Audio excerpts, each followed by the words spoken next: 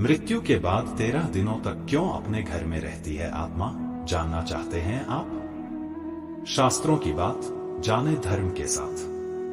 जिस तरह जीवन एक सत्य है, ठीक प्रत्येक व्यक्ति को ये भी भलीभांति पता है कि मृत्यु भी एक ऐसा सत्य है जिसे कोई जितना मर्जी झुठला दे, परंतु इसे बदला नहीं जा सकता।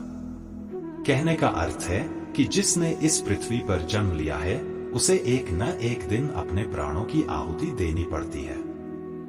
इस बारे में हम में से बहुत से लोगों ने कई बार अपने बड़े बुजुर्गों से कहते सुना होगा कि मृत्यु के बाद मनुष्य शरीर की आत्मा 13 दिनों तक अपने घर में रहती है। मगर ऐसा क्यों? इस बारे में क्या किसी ने सोचा है? अगर नहीं तो चलिए आज आपको इससे संबंधित जानकारी बताते हैं और जानते हैं कि आखिर क्यों मृतक शरीर की आत्मा 13 दिनों तक अपने घर में भटकती रहती। साथ ही साथ ये भी बताएंगे कि 13 दिनों तक मृतक के नाम का पिंडदान क्यों किया जाता है। वीडियो में आगे बढ़ने से पहले हमारे YouTube चैनल जीवन ज्ञान संगम को लाइक सब्सक्राइब करें और कमेंट में जय श्री राम लिख दे, आपका कल्याण होगा। बता दें कि गरुड़ पुराण में इस बारे में विस्तार से बताया गया है। गरुड़ पुराण में बताया गया है कि जब किसी व्यक्ति की मृत्यु होती है तो यमराज के यमदूत उसे अपने साथ यमलोक ले जाते हैं। यहाँ उसके अच्छे और बुरे कर्मों का हिसाब होता है और फिर 24 घंटे के अंदर यमदूत उस प्राणी की आत्मा को वापस घर छोड़ जाते हैं।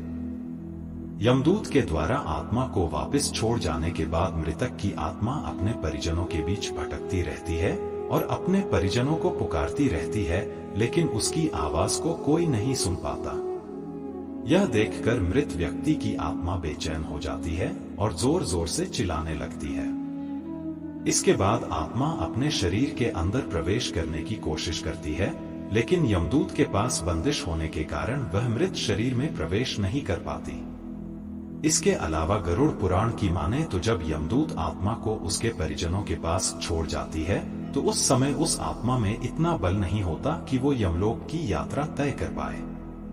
गरुड़ पुराण के अनुसार किसी भी मनुष्य के मृत्यु के बाद जो 10 दिनों तक किया जाता है उससे मृतक आत्मा के विभिन्न अंगों की रचना होती है, और जो 11वें और 12वें दिन पिंडदान किया जाता है उससे मृतक आत्मा रूपी शरीर का मांस और त्वचा का निर्माण होता है, और जब 13वें दिन 13वीं की जाती है तो उस दिन मृतक के नाम का पिंडदान किया जाता है। उसी से ही वो यमलोक तक की यात्रा तय करते हैं। अर्थात मृत्यु के बाद मृतक के नाम का जो पिंडदान किया जाता है उसी से ही आत्मा को मृत लोक से यमलोक तक यात्रा करने का बल मिलता है।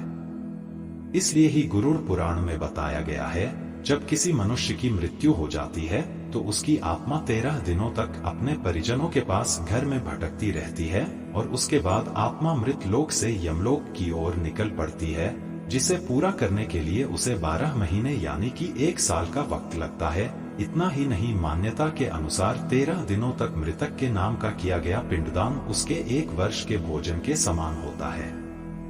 पिंडदान न किया जाए तो क्या होगा?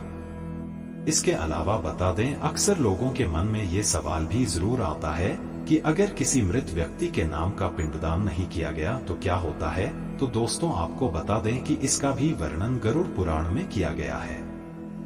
जी हाँ, जिस मृतक व्यक्ति का पिंडदान नहीं किया जाता यमदूत उसे 13वें दिन जबरदस्ती घसीटे हुए यमलोक की ओर ले जाते हैं और मृतक व्यक्ति की आत्मा को इस दौरान काफी कष्ट उठाना पड़ता है। इसलिए हिंदू धर्म में मनुष्य की मृत्यु के बाद 13 दिनों तक पिंडदान करना आवश्यक माना गया है।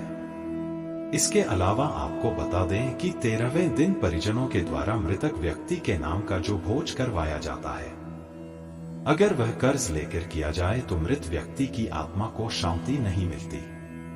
इतना ही नहीं, गरुड़ पुराण में यह भी बताया गया कि जो व्यक्ति जीवित रहते हुए अच्छे कर्म करता है, मृत्यु के बाद उसकी आत्मा को यात्रा के दौरान यमदूत कोई कष्ट नहीं देते, और जो व्यक्ति बुरे कर्म करते हैं उसकी आत्मा को यमदूत यात्रा के दौरान कई यातनाएं देता है और आत्मा को कई कष्ट भोगने पड़ते हैं। आज के लिए बस इतना ही, मिलते हैं न्यू वीडियो पर। जय हिंद, जय भारत।